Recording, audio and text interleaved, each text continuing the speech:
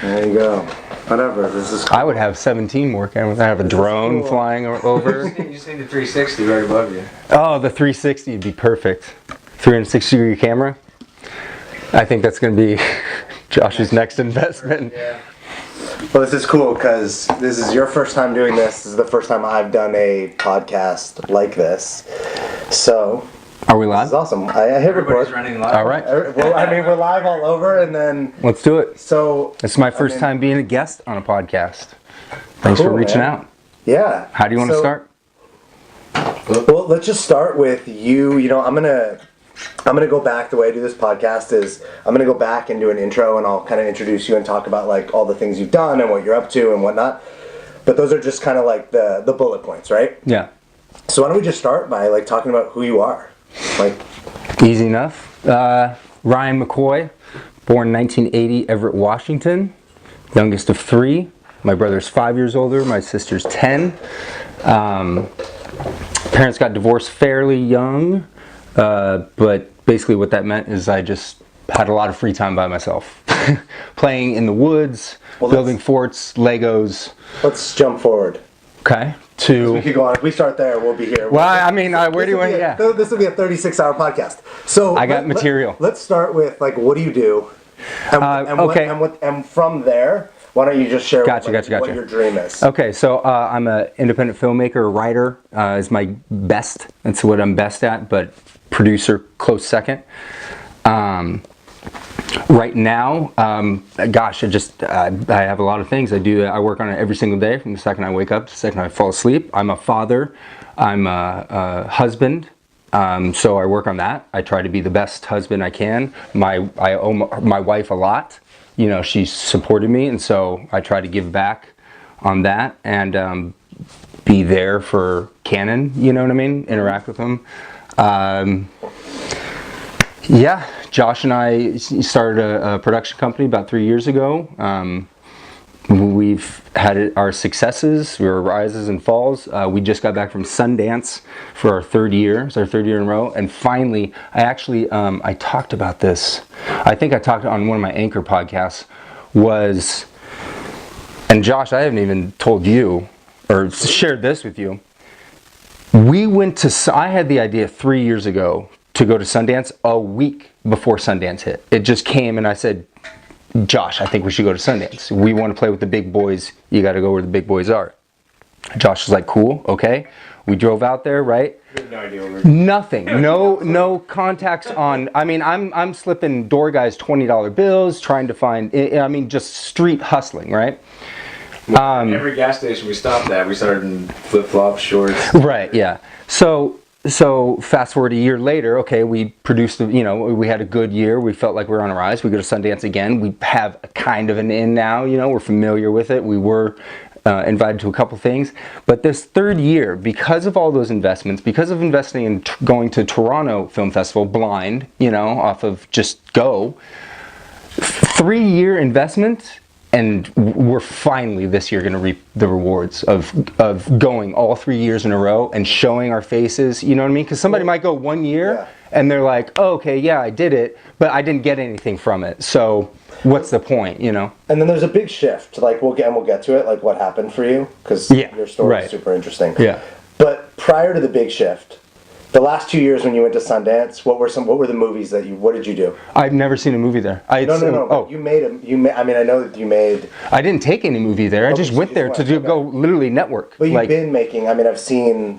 Yeah. I mean, like resume. Yeah.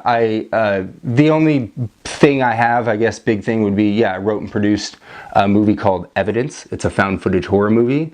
You can actually just Google Evidence full movie on YouTube. You can watch the whole thing for free. I didn't make any money off of it, but it's been seen by millions and millions of people all over the world. I still, to this day, get Facebook messages or something. When's Evidence 2 coming? Not this year. Or ever, maybe. So you were on like kind of a traditional path, right? Yeah, 100%. And I mean that's when we met. Along like you were a writer, you were a filmmaker, you were a traditional path. It's like okay, boom, boom, boom, yeah. And that was like 8 years ago, maybe longer, whatever. Yeah, it was just 8 years ago. what was your dream then? What was the, if you just... I mean, my dream, you know, if I'm being 100% honest, back then, if you asked, you know, if I really like dug deep, I would have said like, yeah, the fame, the dollars, the explosions, you know what I mean? The scope of films I'd be able to make, the scope of stories I'd be able to tell, as opposed to like, I have $10,000, how can I make a movie? You know what I mean? Now it's completely shifted. I don't care about any of that ever. Ever again. I'm gonna take it all from them because they're greedy as fuck, and Hollywood is not gonna change. They've stopped innovating. So I'm gonna take it all, but I only worry about doing my own thing now. So what happened? What shifted everything? I had a mental breakdown. Found out I was diagnosed as having bipolar disorder. Hit the reset button on knowing who I was for the last 36 years. And I mean, I started at zero. That's Josh. I started at literally zero, like physically broken, mentally. like, I mean, and there was nobody there except for Abby and Josh. That's pretty much it, you know, and just a lot of, and just, you know, I mean, shit, you know, and then there's that 10% I think I mentioned to you that happened on, you know, the night of my breakdown. That's like, do you want to share that? Sure, yeah. 10% of me, 90% of me knows, okay, you were manic, you were in the, you know, all the, you know, no lack of sleep, blah, blah, blah, blah, blah, blah. But there's that 10% that only I will ever know, that nobody else, right? Because nobody else can ever get inside anybody else's head. That, yeah, I got a fucking vision from, you know, whatever you want to call it, the universe, whatever. And my path was clearly laid out for me. And so for me to wake up and not do that every single day of my life until I die, I just, you know what I mean? Like it was like, there's 10% of it that's like, I can't explain. I cannot explain, but it happened. And so I'm going to roll on it because that 10% has changed my life dramatically for the better.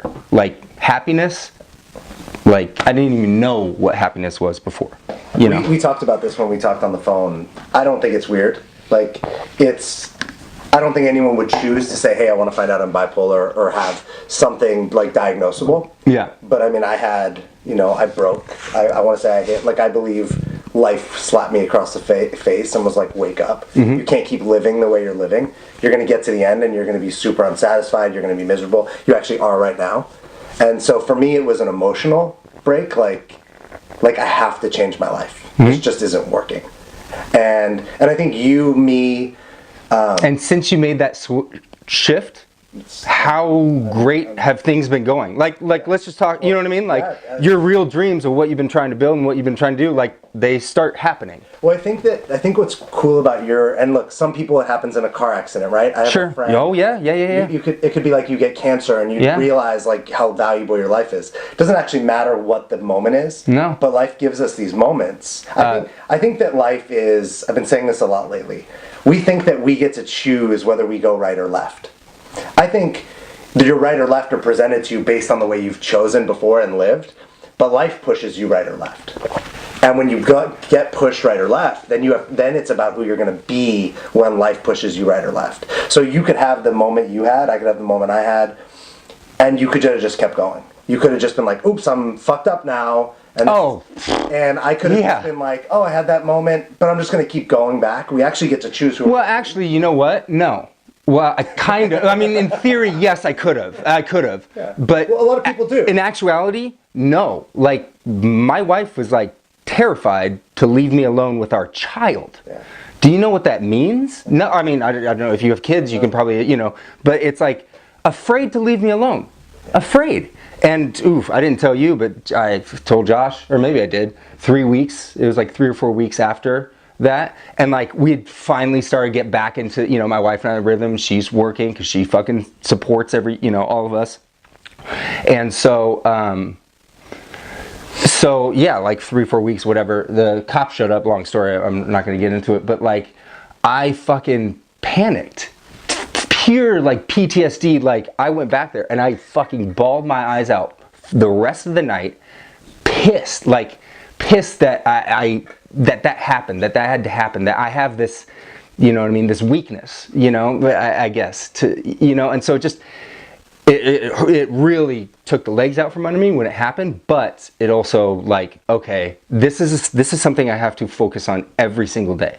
I have to work every single day on it, whether it's I take my meds every day or I go running or, you know, do anything. So it's not like fun or easy. I kind of is, because I like the way my brain's starting to think now, and I'm on fire. So I kind of like that. But it's like, yeah, it's like Peter Parker, and you know, it's like fuck, I just want to be a, you know, high school kid, but no, I have this superpower that I feel I have this responsibility to do good. So I'm like, shit, I better go do good, you know? It's not any different though. Like you're saying like, hey, I have to take meds, I have to run, I have to do these things to keep me, I want to say like mentally powerfully moving forward. Right? Is that fair? No, it's so I don't fall into a manic phase. So mentally keep you moving forward versus slipping backwards into a manic phase. Yeah. My language might not be perfect, Sure. but I don't actually think it's different if you haven't. Like, I know that if I don't continue to focus on yoga, meditation, reading books, if I don't surround myself with people that are positive, driven, moving forward, when I find myself in environments where people are like telling me why things are hard or difficult or they're complainers, it's easy for me to go back to the way I was. So what I hear you saying, which is really cool, is, hey, for you, it's about the mental, but it's actually about the mental for everyone. Anyone that's watching this or listening that doesn't like the way their life is, they're going to have to change. If you start running 4 or 5 miles a day, I guarantee then winning a fucking Oscar. Nice. Yep. So what, I call it like your North Star. Like, what are you committed to? You used to be committed to like fame and things. What are you committed to now? Destroying Hollywood. It's a little negative. What are you committed to? What are you committed and building the biggest movie studio that has full end-to-end control, that is just fucking great storytelling, that everyone can see, that everyone can make, they can share. I want to put a camera in literally every single person's hand and give them all the tools on how to tell a story through a visual medium, because every single person has an epic story to tell. Every single person. So and Hollywood is through no fault of its own, but it's just grown. And so it's like, you know what I mean, like if you tried to pitch to fucking a studio executive, hey, I got this great idea, right? I only need like $500,000 and I'm gonna go to Zimbabwe and do an entire movie but starring Zimbabweans and the crewed by Zimbabwe, you know, and just all in with that. They'd say you're fucking crazy. And no, when they're spending $200 million on the same repeated formula over and over again. You know what I mean? So it needs to change. It's going to implode on itself, 20 years, you know, ish, whatever. I think I'm just going to be one of the early horses out onto the field, maybe the first, which is okay because I'm willing to take all the hits, you know.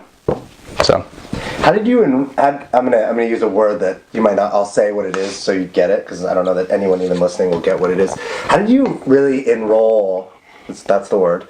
I know what that means. Cool. Well, when I say it, like, I know you know definition-wise, but I think that there's usually, like, we go out and convince people, right? And I actually am looking for, like, how did you get, you know, Josh, or essentially your partner, right? Like, not your romantic partner, but your I want to say your business, your business partner in a way. I don't want people to be confused. And then your wife, who's your partner. How did you get them on board with this after everything kind of like essentially hit rock bottom in a way? I have no idea.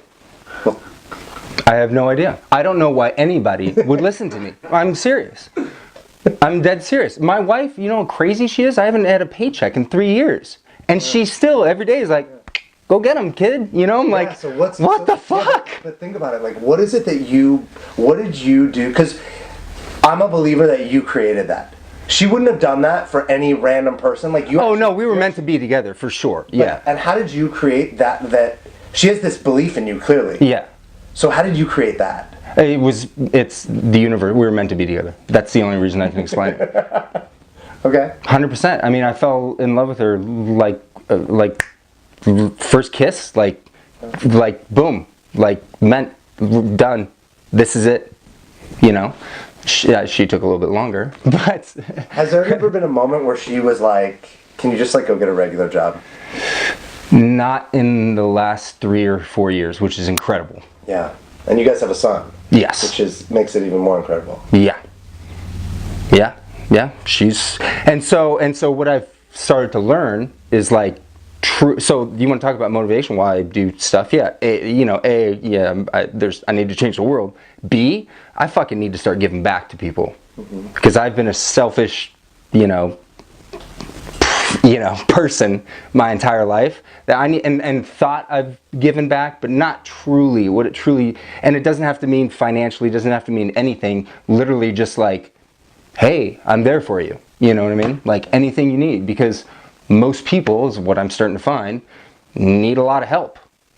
And there's not a lot of people there to offer it. So I'm like, fuck it. I'm just gonna start. I'm staying as I want to stay independent filmmaker. I'm not gonna go protest or I don't get very political or anything like that. I'm gonna stay an independent filmmaker, but like I'm gonna bypass the last 20 years of people, 15, 20 years, and go straight to the kids and be like, I don't want to see them fall in the same mistakes or do because a percentage of them has a mental disorder that may not have been triggered yet, or or something like that, or it's misdiagnosed or whatever. And like Hollywood is so bad. LA, right? I can only speak LA. I don't know what it's like to make a movie in Madrid, but like people fucking kill themselves. You know what I mean? And I've seen people like, friend of a friend, like close, thank God it's never happened to like Josh, but it almost happened to me, like, so there's just too much fucking bad stuff going on, man. And well, I just feel a shift in humanity is happening. And so I'm going to ride that wave and do whatever I can to help out in my so let's field talk of about expertise.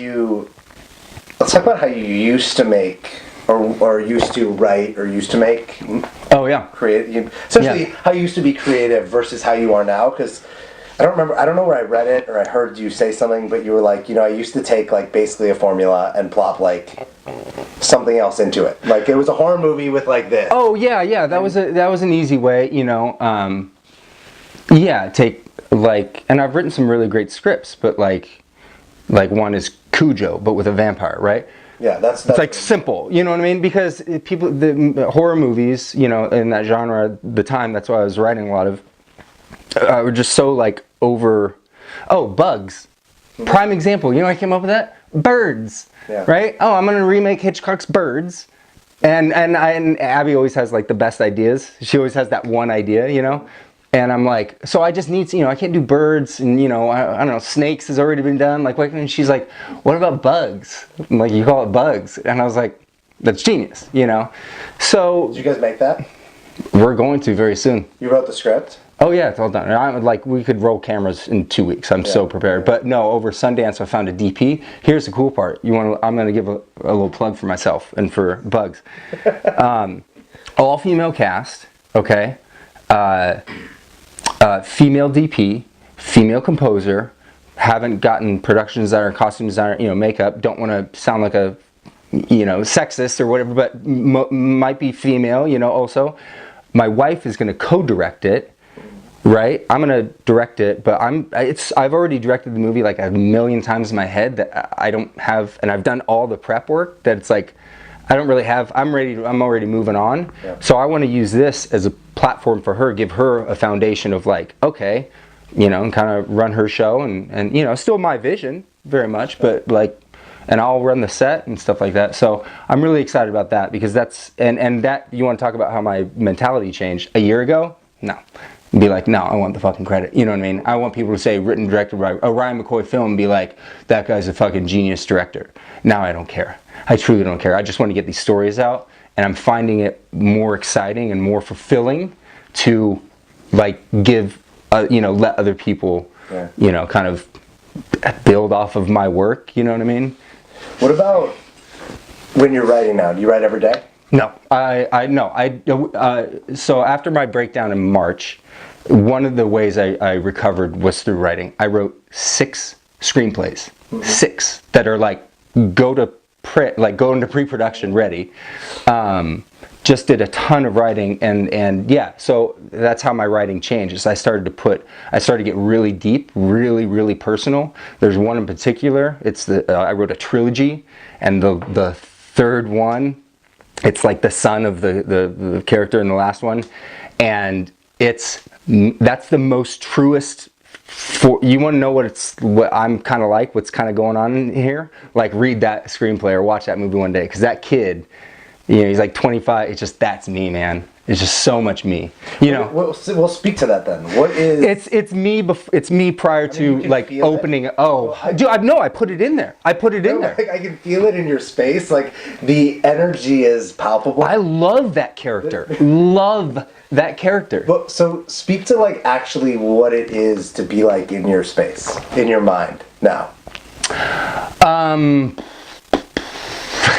Like, breathe and like think about it. Right. Just breathe for a second. I don't know. Exciting.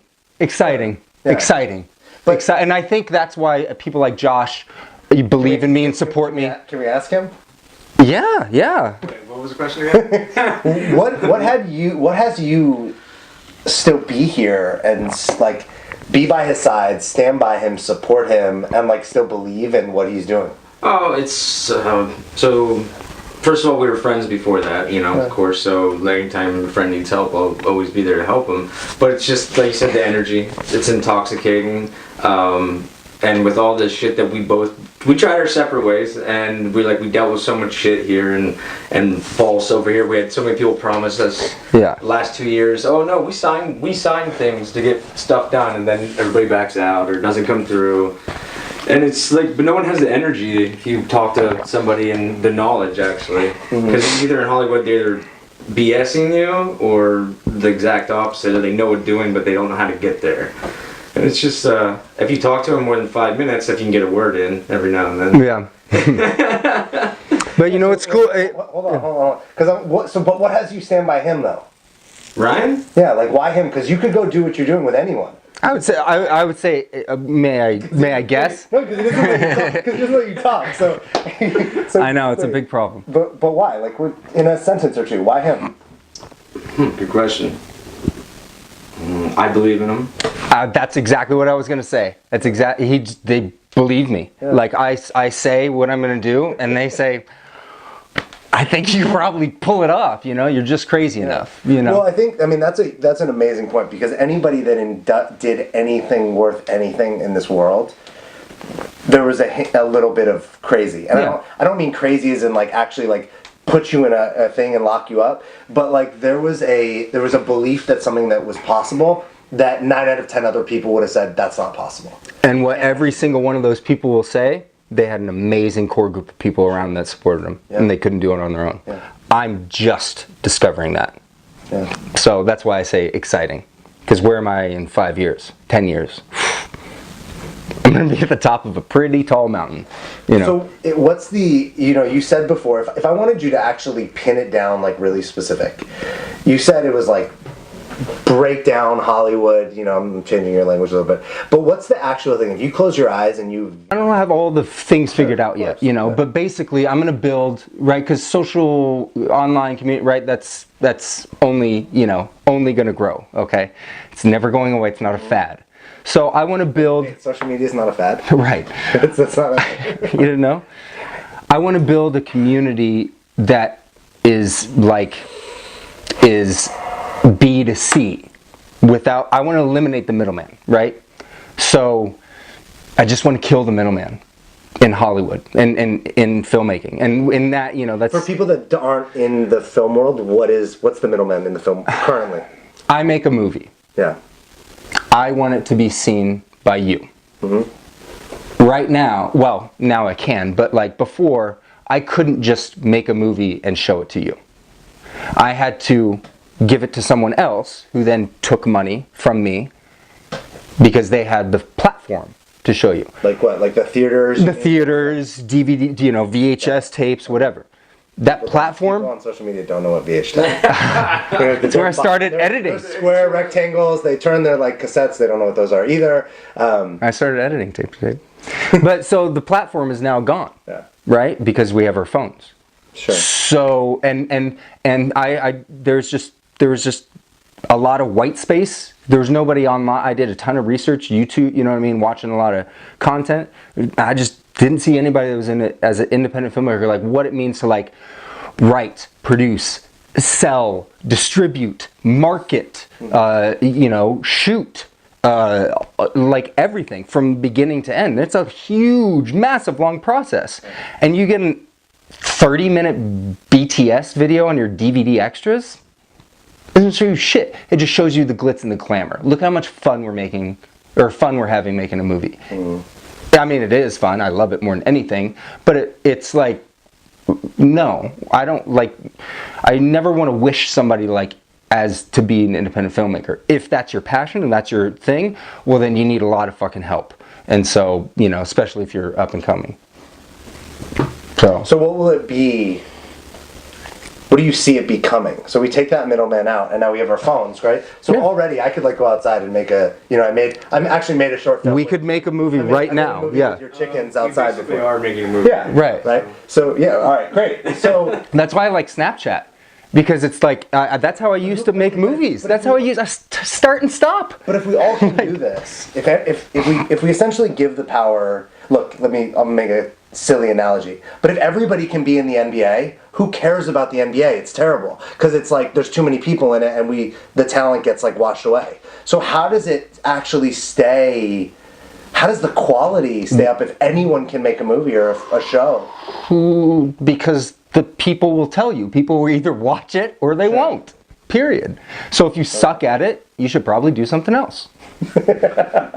I'll give you all the tools and I'll teach you everything, you know, I know. But if you do it 6 times and nobody watches it, then you should do something else. I'm doing a vlog. Today is my very first day of my vlog. Well, I'm going to do 100 of them this year. If after doing 100 in a year, nobody's watching them, guess what? I'm going to stop vlogging. Well, you know what? There's brilliance and a stop in there where it's like, who's it, Einstein or Franklin, who was like, you know, I failed like 1 billion times before I got it. And he didn't actually consider any of those fail. It took him that many times to figure it out.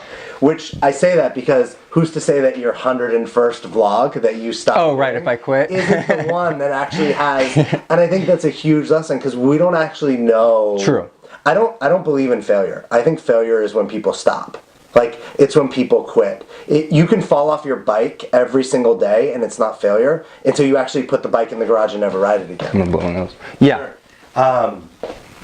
Quitting is failure, but otherwise everything else is just attempts at learning and getting better. So every vlog you produce is an attempt at learning and getting better. You just don't know when it's gonna pop, when like the magic's gonna happen. Yeah, but like, okay, I'll give you an example. Kid in the Canyon, my YouTube channel I did all last year. Okay. I started, you know, research, how do you do a YouTube channel, blah, blah, blah. I did it, 52 episodes.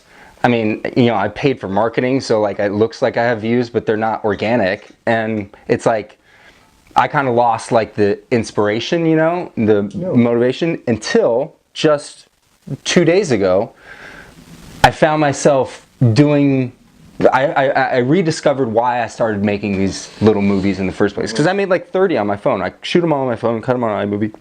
I made like 30 of them before I'd even decided to start doing a YouTube channel. And so it's just, it's like with writing, right? Writers say you should write every day. I think that's bullshit, okay? Like, if I tried to write every single day, it'd be like exhausting, you know? If that's all you have, if that's all that you're doing, then maybe you should, or you should just write really fucking good. You know, like that's the best advice. Hey, I'm a runner. You should run really fucking good. If you want to be a runner, you should You should teach run really hard. I don't know. Yeah, you want to be the best, you got to push yourself. I don't know. So writing hard, I don't know how you could describe that. Just putting like good quality time in, and not like I'm sitting there outline. Okay. Great example. One of the screenplays I wrote. You know how long does it take somebody to write a screenplay? Okay? It depends, right? Right. Or like the actual, like, you know, on final draft, right? Oh, wow. I wrote one in 4 days because I'd done 3 months worth of hard, every single day outlining and research and everything like that, and treatments and this and that by the time I got to the screenplay, I wrote it in 4 days. It was all already there. It's like, oh, I just have to literally like transcribe this from this format into this format, you know? And I mean, nobody's read the screenplay yet, but I'm pretty sure it's incredible, because I put the work in. That's why you're here, right? Because it's just like, it's incredible. Running low, right? Telling a great story takes a lot of work. Sure. And grind, you know, and not, like the creative part is like almost the last, you know what I mean? It's like, I'm also gifted that I have a really amazing imagination, so I can do all the physical work of the outlining and hammering it out, but then I also have really cool ideas, you know. Ask Josh, he's read all my stuff. Ask this one guy.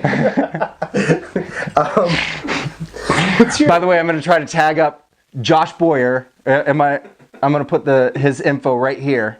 Is that a good spot? Yeah, right okay. there. Right a little bit higher. What's the, it occurs like there's not a lot of fear in the space, right, for you? Like you're just like, fuck it, I'm going all out, I don't care, hang on. And I'm going to jump right on. So, there's not a lot, but fear exists. You don't ever kill fear. Fear exists no matter what. So what's the fear that you still, whether it be with yourself in your life or with this dream that you're trying to do, where's the fear? So, 100% honest, yeah. I actually live with zero fear. There is nothing I fear anymore. Zero, nothing. But a practice I do, I climb to the top of the mountain, I get on top of the highest rock I can, I stand up, I close my eyes, and it's windy, and I keep my eyes closed. When I start to move like that, I don't open them. So I experience fear, and then I take it. And it's taught me, like, it's been like a practice I've just tried like the last 3 or 4 months. But like, not only do I not live with fear, but now it's like, I'm kind of feeding off fear, because the more fear I put myself into, I feel like the stronger I get, the more realization I get that there actually is nothing to be afraid of, ever. Sure. And there's still a piece, there's something, and it could just be about you. It could just be like a made up. I'm being serious. I died that night, almost a year ago. I died. Like, my brain switched over for like 4 hours. That I was like, this is heaven. You're dead. You know what I mean? Like, I had to deal with that. I'm never going to see my wife again. I'm never going to see my son again. So, no, and I'm sure anybody that's had a near-death experience or something similar like that will honestly tell you the same thing. I'm being 100% truthful. There really, truly is nothing. I get like I'm kind of nervous, you know. It's like Sure. To do this. Well, we did this, and you were like, I'm nervous. Yeah, yeah, weird. but that's actually a great place to look. Because what was the thing? What was the voice in your head that had you be nervous? What did it say? Like a lot of things. I don't know. People like. I guess the biggest one would be like yeah, because we live in an industry, right, where it's like, sure. What's your IMDb? What's on your IMDb? Yeah. Like, I can learn anything about anybody in the industry, yeah. And it's like, my IMDb, I don't have shit. You know what I mean? But yet I'm stepping out and giving very strong opinions on the industry. But it wasn't until I realized that, well, as long as I keep my focus on that next generation, you know what I mean, and not worry about like some guy at CAA who's 42 who's been doing, you know what I mean, like actually Jared, shout out to Jared Block, Jared and I, he's kind of like that because he has been in it and doing, you know, the way the system is for so long that it's very hard for him to see my perspective. Like, go for it, yeah. You know what I mean? But so it's hard for those people to see. But what just in recent weeks of starting to, you know, let my voice be heard, I see it in their eyes, man. I see it in these kids' eyes, and they're looking at me and like they're coming up to me and wanting to introduce themselves to me after I speak out, you know, during a panel, you know, because I can't keep it in. I'm not letting you off the hook on the question. Oh, I forgot. It's because you totally ran away from it, which is great. But we'll go back to the panel. We'll talk about USC too. But I asked you, like, right before we hit play on all, we got, like, there's cameras everywhere. Yeah. Like, this is like the Super Bowl of It podcasts is. right now. Are people watching? I don't know. Are people watching? I don't know. How do you know? We've never done Someone's this. commenting, they're watching. Yeah, I mean, it looks like Whatever. but I don't know. I don't know. It's kind of exciting because. So, hold on. I'm not sorry. letting you out of this. It's all good. Are people watching? Yeah. Okay, cool. Whatever. Sweet. So I asked you, like, right when we were setting up all these cameras and about ready to go, you were like, "Oh, I'm nervous." So it doesn't have to be like, it obviously didn't stop you, right? I got nervous too because I've never filmed Right. one of my podcasts before, and I'm like, man, in my head, And I'm busting out like 6 cameras. yeah, and in my head, I know I've done so much work to understand like what we think we're nervous, but there's a thought or a story that's playing in the background, right? For me, that story is like tripping over somebody's shoelaces. You know what I mean? so what was the story that you heard in your head that wasn't real? It happened right when we sat down. What was the story that you heard? Right now, I'm asking today. you to have like a really vulnerable moment. Today. And say what's in your space. It's more. Well, I guess once we just started doing it, we just started doing it. Hold on, stop trying to get out of this. There was a moment where you had a thought, where you got nervous, and there was a story there about what might or might not happen. Okay, I'll give you a real answer. Yeah.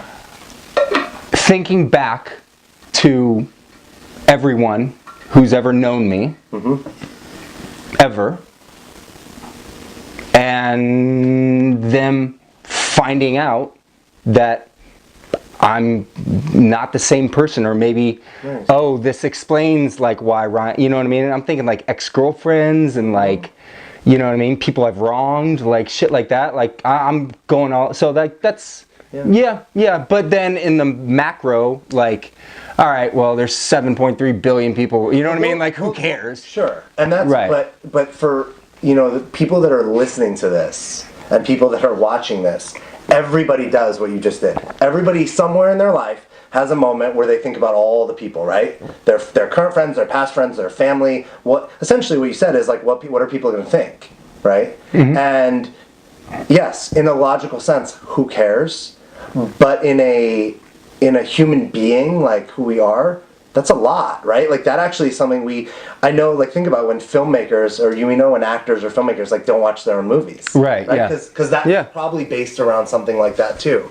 So I just think, I don't want you to like step over it because it's actually really cool that thanks for saying it. Yeah.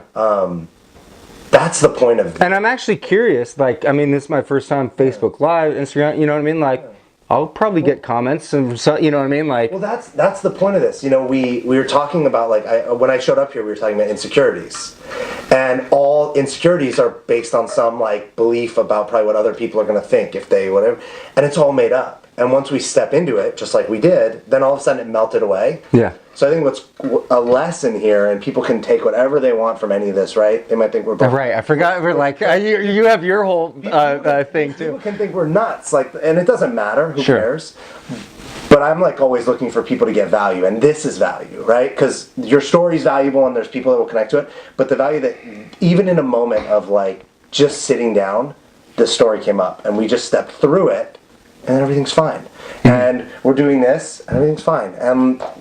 As long as the house doesn't crumble. Oh, right, yeah, a jet engine doesn't crash down. A jet engine, like, Yeah. we're great. Like nothing actually is wrong. Yeah. It's really cool. And I think you're welcome. And well, thanks. Yeah, but I think for me, like it's like, well, okay, yeah, there's that to be, what are these people are going to say, but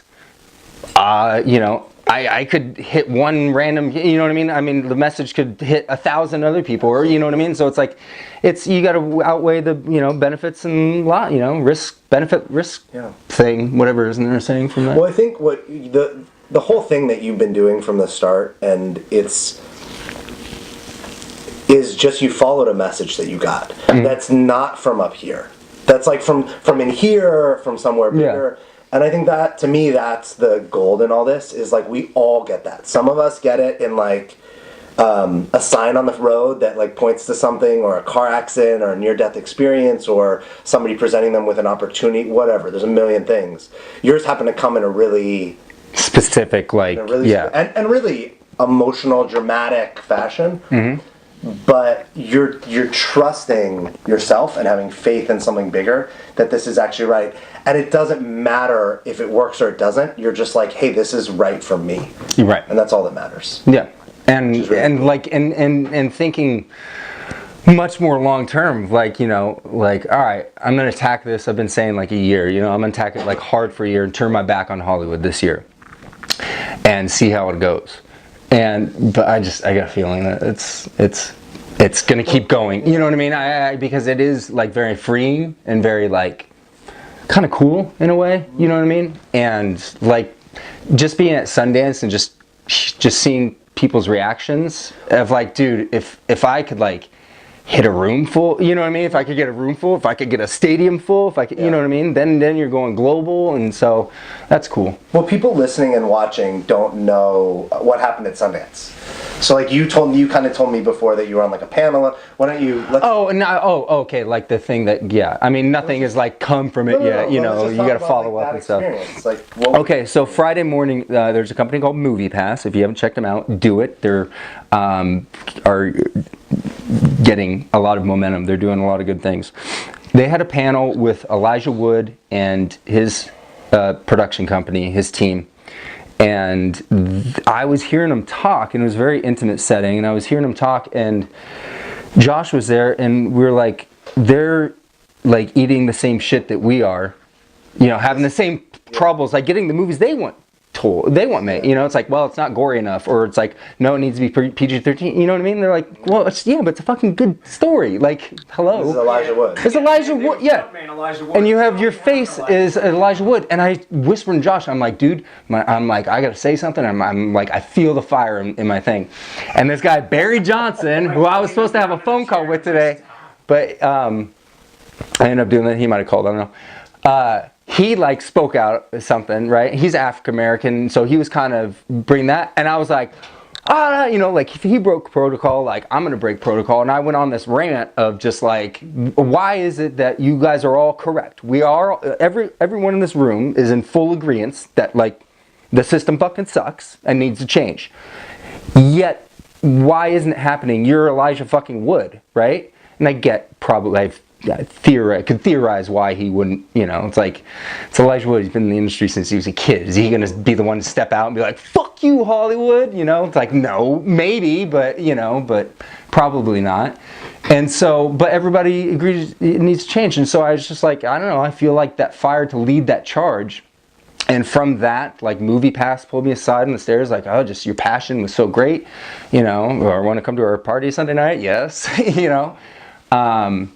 It was just cool, you know. It was cool. And then you're speaking at USC?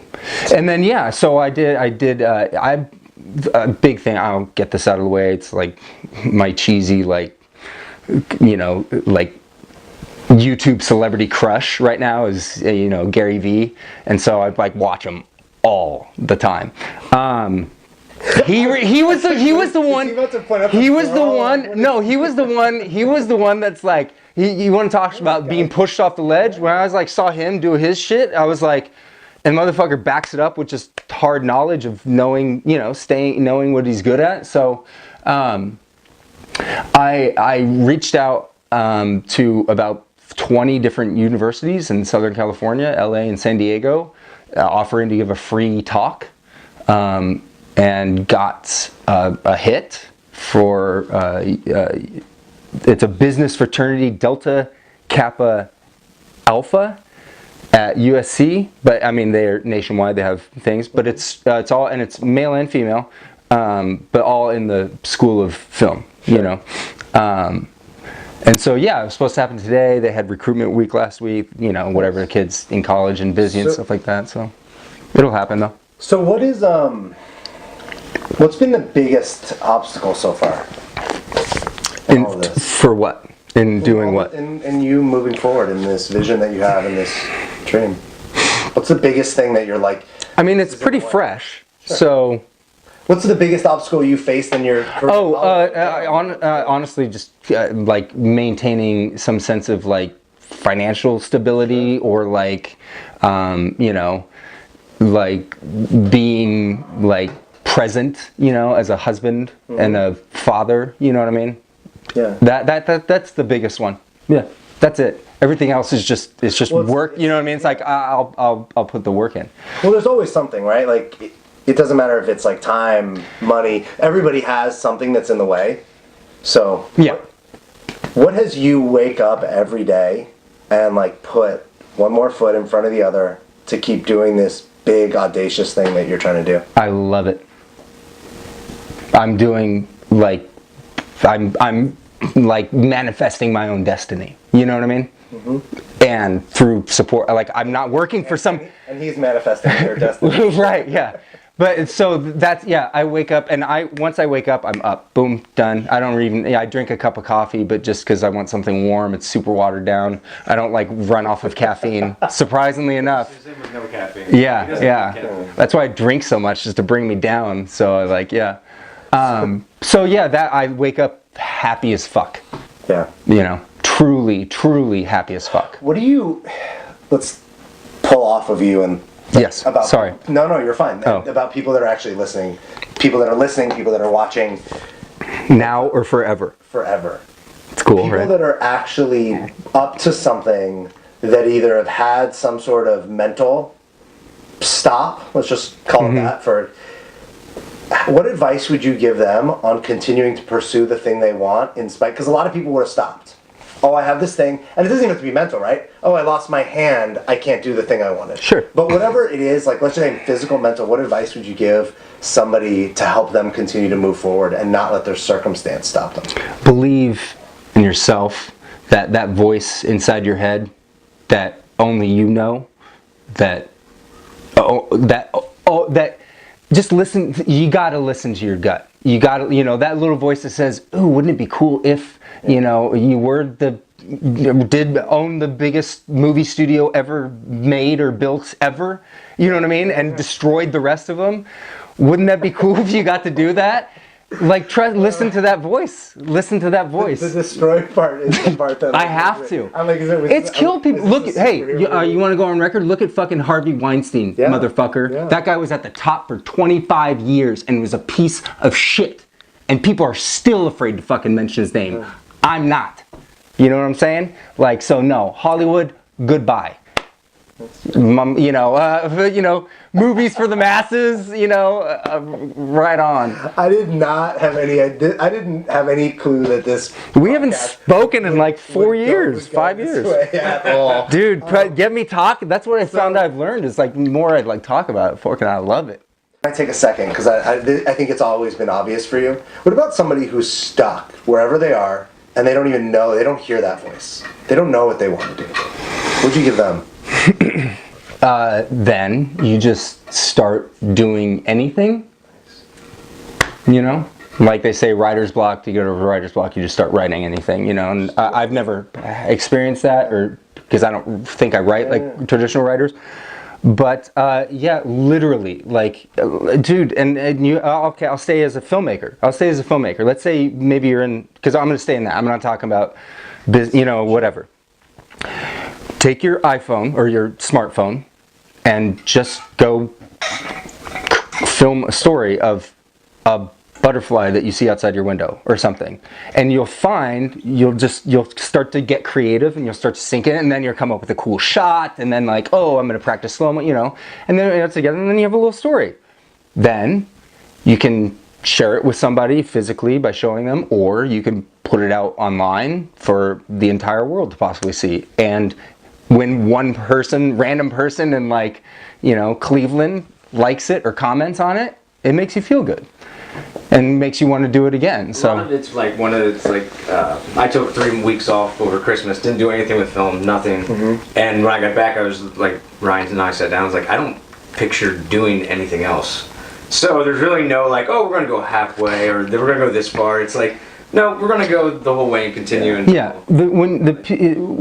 When you're in a rut, when you're stuck, it's just because, it's hard, right? And you're taking on a lot of things, and you're trying different things, and it's like you're 5 years in, and it's like hard to get that motivation. So I guess that would be my advice. Just go make a little minute-long movie on your phone. Do anything. I love it. I mean, it's literally like put a foot in front of the other. Stop complaining about not being able to do it and just go do it. Yeah. Nice. Yeah. What would you give media, books, YouTube videos, if you were like, hey, here's a great place to go for to help you move you forward? You know, you already mentioned Gary Vee, and like Gary Vee, just, you know, anytime you listen to a Gary Vee video, it's like he smacks you across the face. If you get it, like if you have that personality, you have that in, he's like gives a lot of, like, the reason I watch so much of his content is I'll watch the same fucking keynote, not the exact same video, but the same basic speech, 2 hours long, 7 times over, because there might be that one thing in there that I'm like, oop, I'm gonna take that, you know. So, what was the question? Oh, who to watch? Well, no, so I'm looking for like somebody out there that's listening or watching that goes, hey, I'm looking for, you know, I know like the books, the videos that have helped me kind of expand me and keep me moving forward. What would you recommend to people? Books, media, anything like that? The Art of War, The Art of Happiness.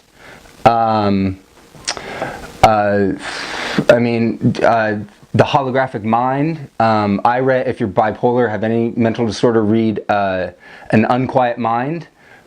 And it's a short book and actually a very, very well told. Yeah, if you're a writer, read Poetics by Aristotle. It's 66 pages. You can do it, you know. Some of it's difficult, but Story's a good one. Oh, Story by Robert McKee. For a writer, have to. Religiously, I've read that. I read it twice last year. You read it? I mean, it's like a university book to me. It's all highlighted, all that shit. So, yeah, all of those. Nice.